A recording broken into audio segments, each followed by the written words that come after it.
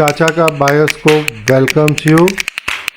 Friends, आज बनारस के अंदर हम चलेंगे रामनगर, जहां तुलसी घाट पर बने किले के अंदर घूमेंगे और साथ ही स्वादिष्ट लस्सी का आनंद लेंगे। लाल बहादुर शास्त्री जी के निवास स्थान पर जाएंगे। उसके बाद हम लोग चलेंगे सारनाथ के म्यूजियम, वहां बनी मोनास्ट्रीज के बारे में जानकारी लेंगे। बने रहिए अपने चैनल के साथ और एंजॉय कीजिए बनारस और सारनाथ के इस एपिसोड को। आज बनारस का डे 2। दोस्तों, आज हम चल रहे हैं रामनगर, किले में घूमेंगे, वहाँ की जानकारी लेंगे। दोस्तों, अगर आप चैनल पर नए हैं तो प्लीज़ सब्सक्राइब, लाइक, शेयर चाचा का बायोस्कोप, आपका अपना चैनल चाचा का बायोस्कोप। बनारस के अंदर रामनगर में स्थित यह किला है। यह तुलसी घाट के सामने गंगा के पूर्वी तट पर बना हुआ है। बलुआ पत्थर से बनी इस संरचना का निर्माण 1750 में काशी नरेश महाराजा बलवंत सिंह ने करवाया था। आज के दिन में यहाँ पर राजा अनंत नारायण सिंह है। तो चलिए किला घूमते हैं और किले के बारे में जानकारी लेते हैं। किले में घूमने के लिए एंट्री टिकट है 80 रुपया पर हेड एडल्ट्स के लिए और 20 रुपया बच्चों के लिए। फॉरेनर्स के लिए 200 रुपया, 200 रुपीज़ फॉर फॉरेनर्स। म्यूजियम के एक पार्ट से देख के सेकंड ग्राउंड में हम लोग पहुंचे हैं। पुरानी गाड़ियां, बगियां और सब अंदर रखा हुआ है। हाथी दांत का काम हुआ है। बाहर ये महल का दूसरा ग्राउंड आपको देखने को मिल रहा है और परमाइसिस में अंदर म्यूजियम बना हुआ है। नीचे गाड़ियां और बग्गी और ऊपर उनके कपड़े वगैरह सब रखे हुए हैं। फोटोग्राफी अलाउड नहीं है। और अब नेक्स्ट पार्ट में हम लोग जा रहे हैं। म्यूजियम के पार्ट 2 के बाहर खड़ा हूँ, जहाँ पर हथियार रखे हुए हैं, बंदूकें, तलवार, जानवरों को पकड़ने का शिकंजे, बहुत कुछ है। जानवरों की खालें भी हैं। आप यहाँ पर बहुत कुछ इस तरह के शिकंजे सब यहाँ पर देख सकते हैं। यह ग्राउंड 3 आप लोग देख रहे हैं और अब हम लोग बढ़ रहे हैं गंगा घाट की तरफ। मैं बाहर निकल कर आ गया हूँ, बिल्कुल गंगा किनारे। गंगा घाट मुझे यहाँ नज़र आ रहा है और एक मंदिर बना हुआ है। चलिए पहले गंगा घाट पे दर्शन करते हैं। गंगा घाट का खूबसूरत व्यू किले के बिल्कुल बाहर से, और किले का व्यू आप देख पा रहे हैं, बहुत सुंदर। अपनी गर्मी में भी हवा जो चल रही है बहुत अच्छा एहसास दे रही है। और उस पुल से हम लोग आए थे। ये सामने जो ब्रिज आप देख रहे हैं, वहाँ से लंका से हम लोग यहाँ रामनगर इधर आए। राइट लेते ही आपको ये किला यहाँ पर देखने को मिलेगा। ये मेरे पीछे आप भगवान शिव का मंदिर देख रहे हैं। किले के बाहर बिल्कुल गंगा नदी के किनारे में बना हुआ, और किले में एक मंदिर है अंदर काले हनुमान जी का, जो साल में एक ही दिन खुलता है और बाकी 364 दिन वह बंद रहता है। 1970 और 2013 में यहाँ तक बाढ़ आ चुकी थी। गंगा जी का पानी इस लेवल तक आया था। जब फ्लड आता है तो पूरा बाप रे, कहाँ तक पानी पानी हो जाता है। किले के बाहर गंगा घाट पे जो सीढ़ियाँ दिखाई थी, वो उसका रास्ता यहाँ से जाता है। पूरा किला पब्लिक के लिए ओपन नहीं है, कुछ हिस्सा पब्लिक के लिए ओपन है। 20% ही किला पब्लिक के लिए ओपन है। 3 ग्राउंड ही आप देख सकते हैं। और अब हम किले के बाहर की तरफ बढ़ रहे हैं। लाल बहादुर शास्त्री प्रवेश द्वार रामनगर वाराणसी के बिल्कुल साथ में ही है ये किला। बाहर की रेनोवेशन अभी यहाँ चल रही है। अंदर मैं आपको दिखा चुका हूँ। अब हम लोग बढ़ रहे हैं रामनगर की मशहूर लस्सी पीने के लिए, लाल बहादुर शास्त्री प्रवेश द्वार के बिल्कुल नीचे से। शिव प्रसाद बेकर्स की शिव प्रसाद लस्सी भंडार संकट हरण हनुमान जी मंदिर के बिल्कुल साथ में बता रहे हैं कि इनकी लस्सी बहुत टेस्टी है।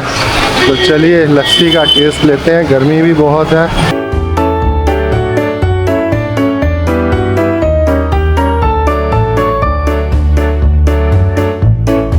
ये यम्मी सी लस्सी आ चुकी है। देख के ही लग रहा है एकदम गाढ़ी दही और उसके ऊपर खोया डाला हुआ है, एकदम रगड़ा हुआ खोया। तो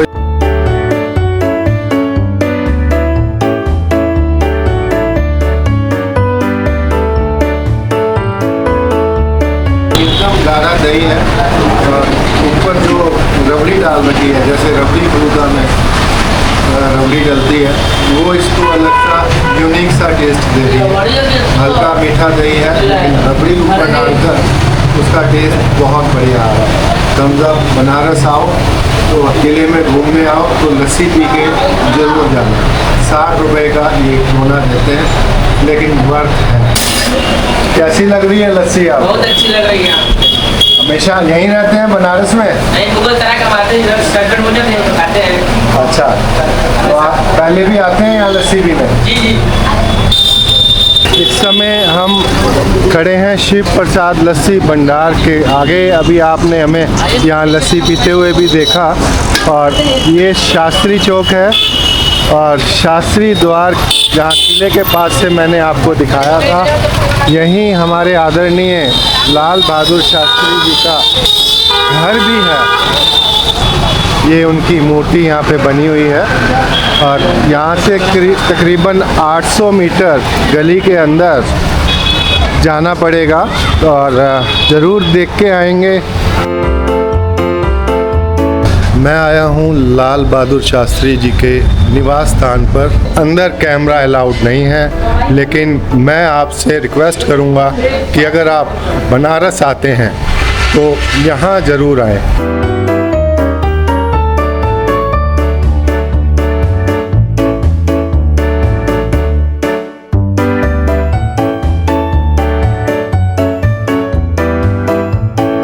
लाल बहादुर शास्त्री जी के इस पैतृक घर में आएंगे तो आपका रोम रोम खड़ा हो जाएगा। यहाँ पे आज भी ऐसी पावर है कि आप अपने आंसू रोक नहीं पाएंगे। तो आप बनारस गंगा नहाएं या ना नहाएं, घाट की आरती देखें या ना देखें, लेकिन यहाँ पर ज़रूर आएँ।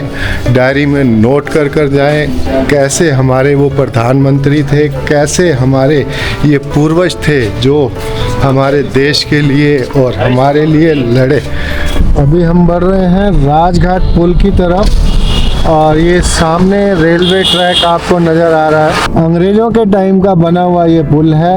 नीचे रेलवे मार्ग, ऊपर सड़क मार्ग। ये यहाँ से ये ज्वाइंट होता जा रहा है गंगा नदी के ऊपर।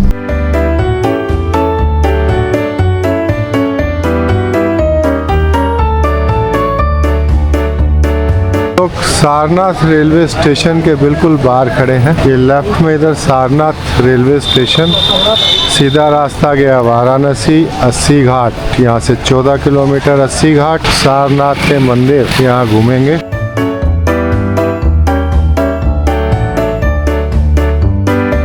दो टिकट हैं यहाँ पर, एक 25 रुपये का, एक 5 रुपये का। अलग अलग जगह देखने के लिए कंबाइंड टिकट 30 रुपये का। फॉरेनर्स के लिए 300 और 250। 30 रुपये का कंबाइंड टिकट लिया है और गाइड यहाँ पर घूम रहे हैं कि हम आपको घुमा देंगे। आपको गाइड भी अवेलेबल हो जाते हैं। This museum planned by Sir John Marshall in 1904 and built in 1910. ये इंडिया का फर्स्ट साइट म्यूजियम है जिसमें 3rd सेंचुरी BC से लेकर 12th सेंचुरी AD तक के सारे आर्टिफैक्ट्स रखे गए हैं जो वहाँ एक्सकेवेशन साइट से निकले हैं, इसलिए इसको साइट म्यूजियम बोलते हैं। Sarnath famous for the first sermon of Buddha. Lord Buddha ने 520 BC में यहाँ पर अपना sermon दिया था। But 4 places is the most sacred place in Buddhism, which is associated with the life of Buddha. First is the birth place, Lumbini, Nepal. इसने बाद में ये पावर प्राप्त की कि जब भी कोई इसे मारने जाएगा और इसकी जितनी ब्लड ड्रॉप जमीन से टच करेंगी उतने अगेन रीबर्थ हो जाएंगे। तो एक तरह से अमरत्व का वरदान मिल गया उसको। शिव जी ने जब उसने कहा टॉर्चर बढ़ने लगा तो शिव जी उसको समझाने के लिए जाते हैं। First of all as a messenger, क्योंकि शिवांश कहा जाता है इसको, शिव का अंश। जब वो एग्री नहीं हुआ तो शिव जी ने अपना एग्रेसिव फॉर्म दिखाया, रौद्र रूप। उसमें उनके देखिए 8 और हाथ आ गए हैं। 2 नेचुरल है ही हैं, 8 अलग से हाथ आ गए उनके। हर हाथ में देखिए कोई ना कोई उनका ट्रेडिशनल वेपन रखा हुआ है। अब उसको ये कंफ्यूजन कंफ्यूजन क्रिएट हुआ कि इतने ज़्यादा अगर हथियार इस्तेमाल करेंगे तो बहुत ज़्यादा ब्लड जमीन पे टच करेगा। उस कंफ्यूजन में उसने जो इनके नेचुरल हैंड की पोजीशन है वो नहीं फोकस किया। अब देखिए कंधे से राइट हैंड निकल रहा है, उसने ट्राइडेंट को होल्ड किया हुआ है नीचे से, और ऊपर जो होल्ड किया हुआ है वो अनदर हैंड में से एक हैंड है, क्योंकि जो इनका लेफ्ट हैंड है उनके खड़े होने की पोजीशन से आपको समझ में आ जाएगा। वो इस तरह से खड़े हैं तो वो लेफ्ट हैंड हिडन पोजीशन में बाहर आता है, जिसमें उन्होंने बाउल लिया हुआ है। तो जब उसको त्रिशूल पे लटकाते हैं तो सारा ब्लड बाउल में कलेक्ट हो जाता है। अनफॉर्चुनेटली एक ब्लड ड्रॉप बाहर जमीन पे गिर के टच करती है, जिससे उसका बर्थ दिखाया जा रहा है। तो लॉर्ड शिवा उसको देखिए, उनके टांगों को देखिए उठी हुई दिखाया गया है। तो उसको पूरा पुश करके नहीं मारते हैं, खाली बस उसको पैर रख के उसकी ब्रेथ को रोकते हैं। तो इस तरह से अंधकासुर का उन्होंने वध किया। सारनाथ के म्यूजियम में बहुत कुछ देखने को है और बहुत अच्छी जानकारी दी गई है। म्यूजियम के बारे में डिटेल में बताना बहुत मुश्किल है, क्योंकि अंदर वीडियो कैमरा अलाउड नहीं है।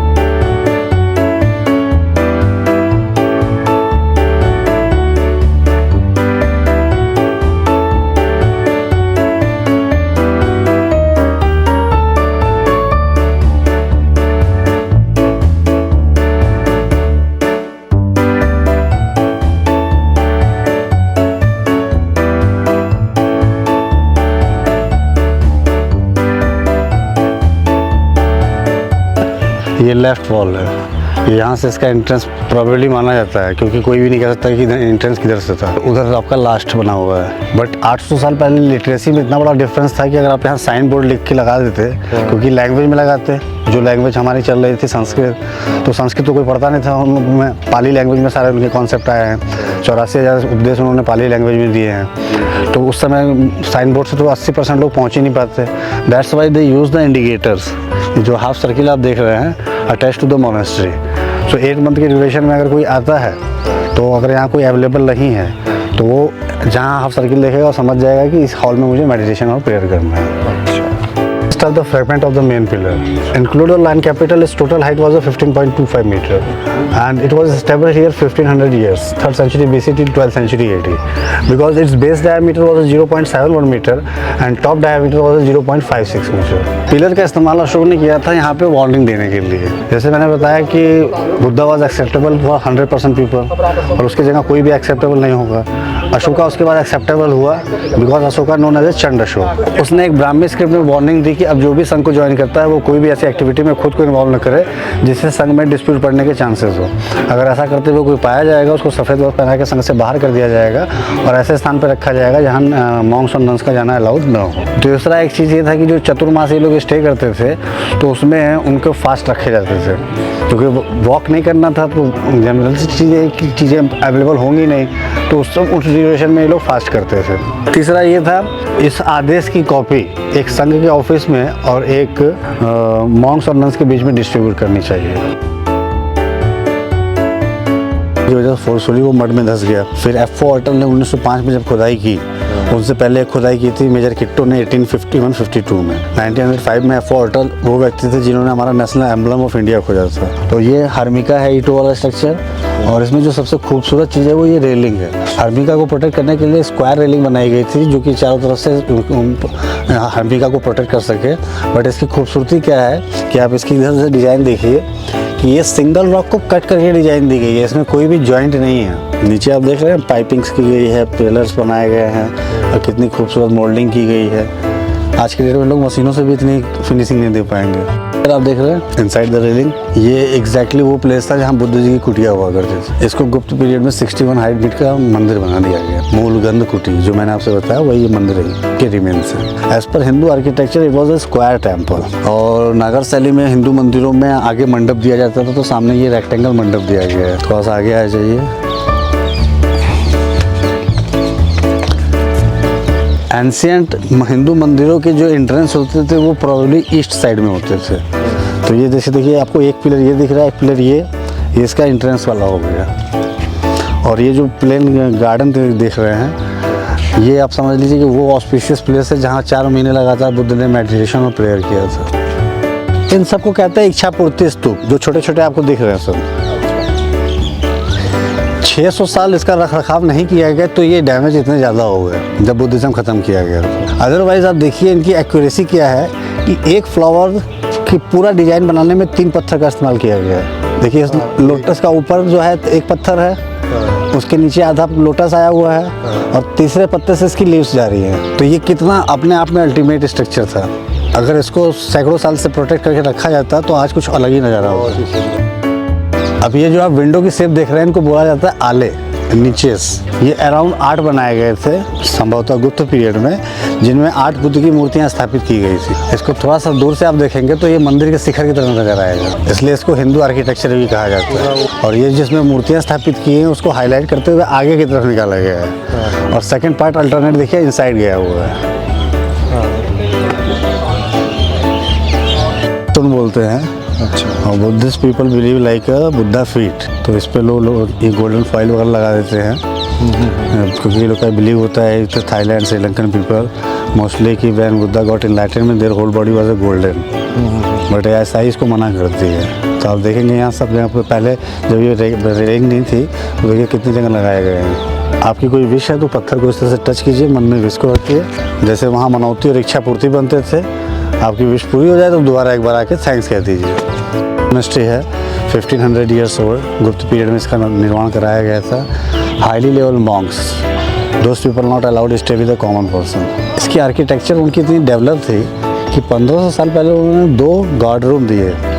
Second room reception behind the sand stone, left wing and right wing common दिख रहे हैं आपको, वो living place of the Monks. Open courtyard only in this monastery, well in average 7 monastery. और last big room जो दिख रहे हैं वो गेस्ट रूम होते थे। मोनेस्ट्री प्रॉब्लली 3 स्टोरी 4 स्टोरी होती थी, तो 5वीं ये हो गई, 7वीं वहाँ हो गई 7 मोनेस्ट्री में से, और 5 जो मैंने आपको म्यूजियम बताया था धर्म चक्र जिन विहार के नाम से, वो लास्ट में एकदम पीछे की तरफ है। स्कल्पचर सेट, पहले जो मूर्तियाँ निकाली जाती थी 1910 से पहले जितने भी आर्टिफैक्ट निकले थे खुदाई में उनके इसी में रखा जाता था। इसके पीछे आप जो देख रहे हैं गोल्डन टेम्पल, वो जैन धर्म के 11वें तीर्थंकर श्रीनाथनाथ का मंदिर है। 7 नंबर मोनेस्ट्री, जैसे कि आप प्लेन देख रहे हैं पूरा, तो probably it was use for the canteen purpose.